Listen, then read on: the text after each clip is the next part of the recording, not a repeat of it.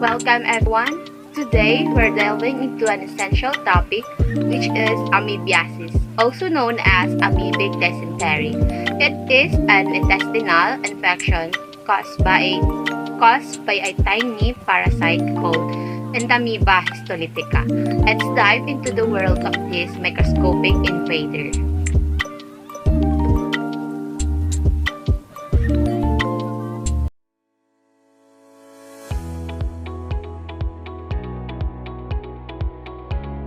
So, amoebiasis, also known as amoebic dysentery, is an intestinal infection caused by the parasite Entamoeba histolytica. So, this parasite lives in the intestines and can spread through contaminated food, water, or contact with infected vessels.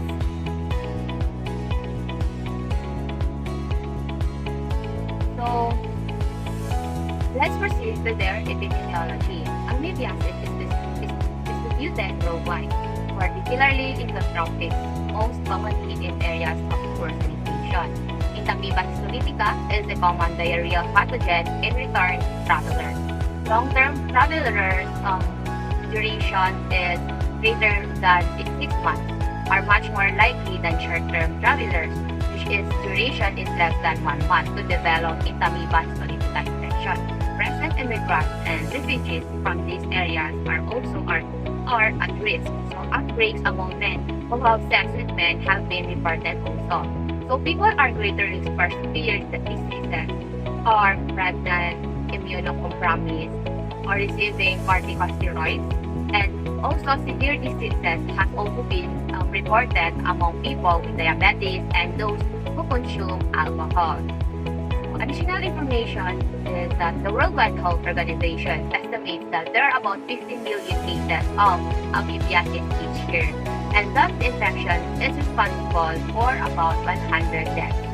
So there is a vaccine in development for amoebiasis, but it is not yet available for commercial use.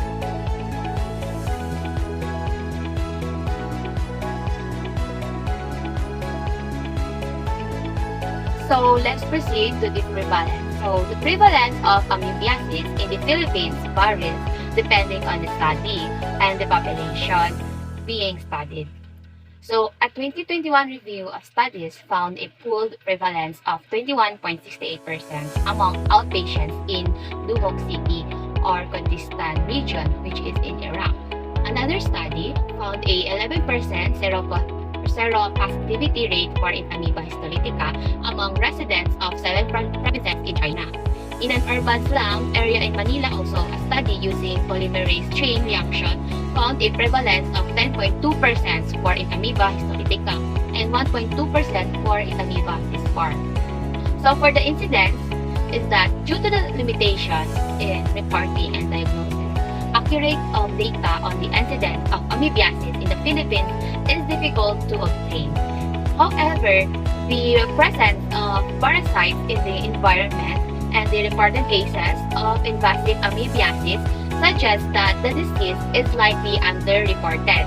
So one study estimated the incidence of amoebic liver abscess in Vietnam to be 21 cases per 100,000 inhabitants per year.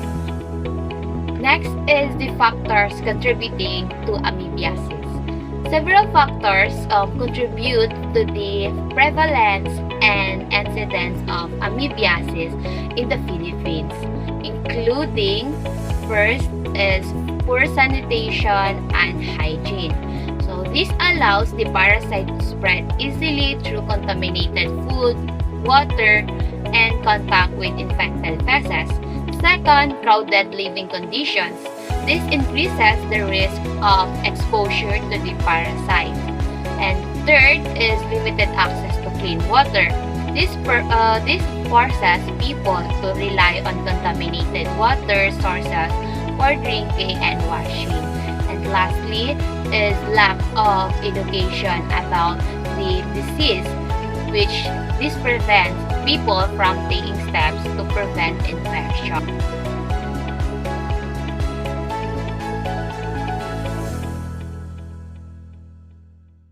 People susceptible to amoebiasis. So while anyone can contract amoebiasis, some groups are more susceptible than others due to increased exposure or weakened immune systems. These include, first, is the people living in areas with poor sanitation and hygiene. So this is the most significant risk factor as the parasite thrives in environments with inadequate sewage disposal and contaminated water sources. And also lack of access to clean water for drinking and washing further increases the risk of transmission. Second is people with weakened immune systems. So individuals with HIV or AIDS, malnutrition, chronic diseases, or those undergoing immunosuppressive therapy are more susceptible to developing severe amoebiasis due to their compromised immune response. And the third, other factors that may increase susceptibility is the young children are more susceptible than adults due to their weaker immune systems. Also, pregnant women and individuals with underlying gastrointestinal conditions may also be at higher risk.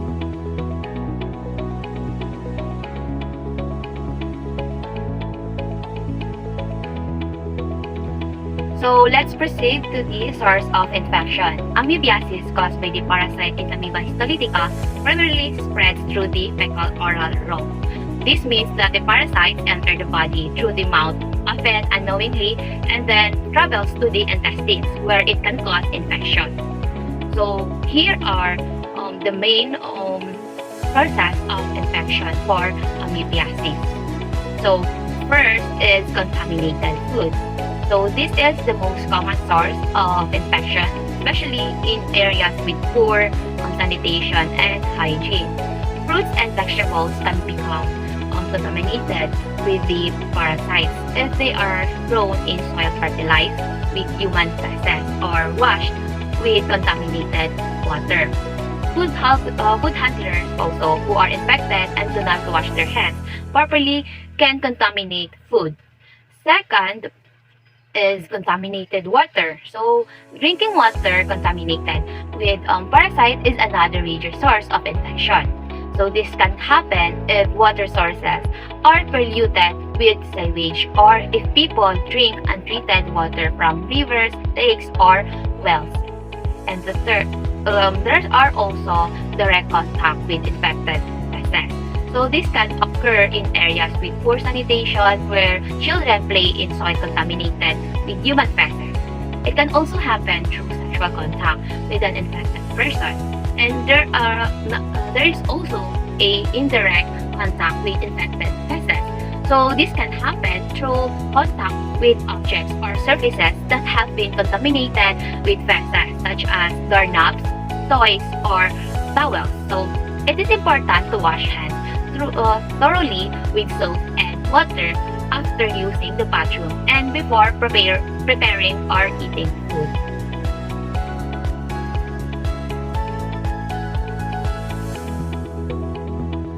So, life cycle of Amoeba histolytica. So, Amoeba histolytica, the parasite responsible for amoebiasis, has simple but complex life cycle that involves two main stages.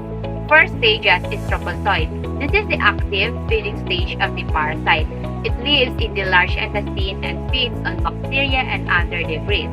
Trophozoites can be invasive and can cause damage to the intestinal lining, leading to symptoms such as diarrhea and abdominal cramps.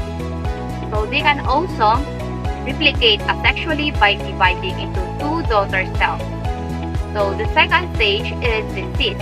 So this is the dormant stage of the parasite. It is resistant to harsh environmental conditions and allows the parasite to be transmitted to new hosts. Cysts are formed when trophozoites are passed in the feces. They can survive for weeks or even months outside the body. So when ingested, the cysts travel to the small intestine where they hatch and release trophozoites, continuing the cycle of infections.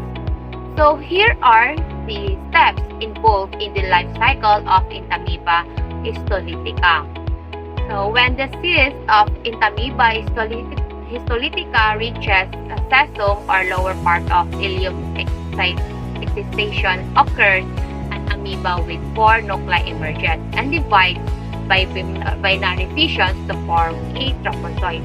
Trophozoites migrate to the large intestine and lodge into the submucosal tissue. Trophozoites grow and multiply by binary fission in the large intestine.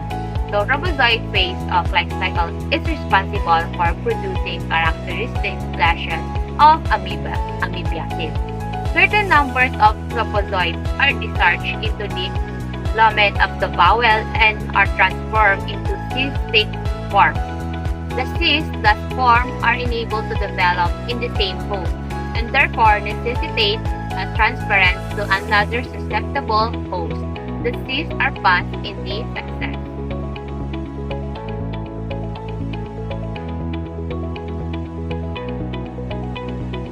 Next is signs and symptoms. In intestinal amoebiasis, first is diarrhea. This is the most common symptom, ranging from mild to severe. The stool may be lost or watery, and it may contain blood and mucus.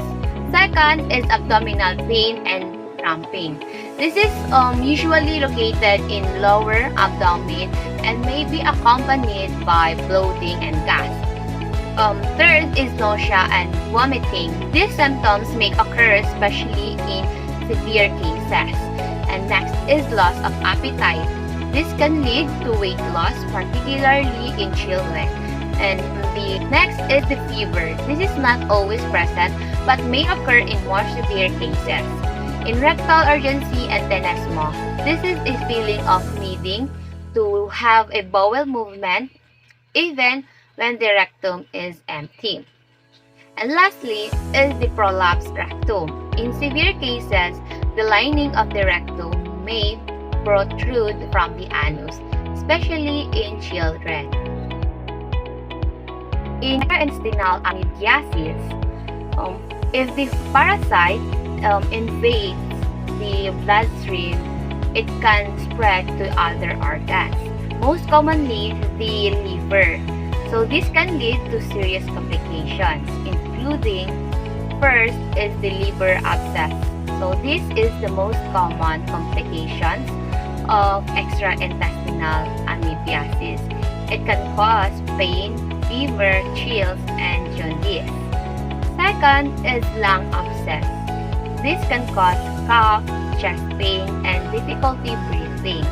And lastly is brain abscess. This is a rare but life-threatening complication that can cause seizures, coma, and death.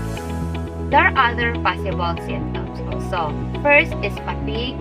Second, malaise, weight loss, skin rash.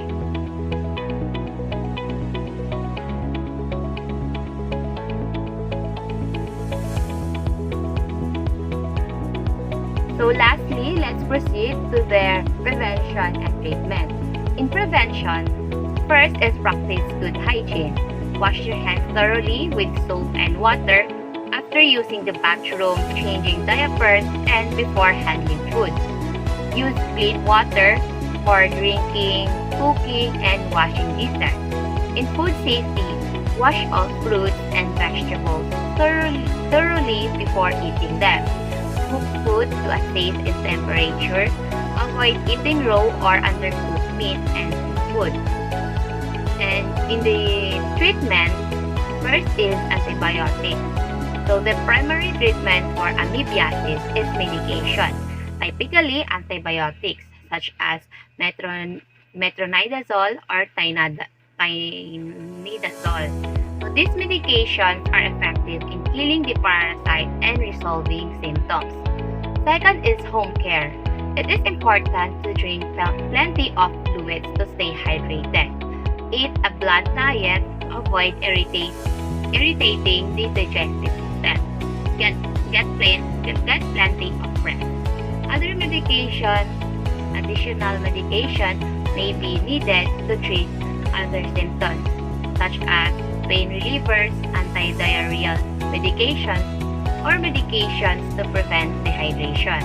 In severe cases, surgery may be necessary to remove an abscess or repair damaged tissue. So that's all.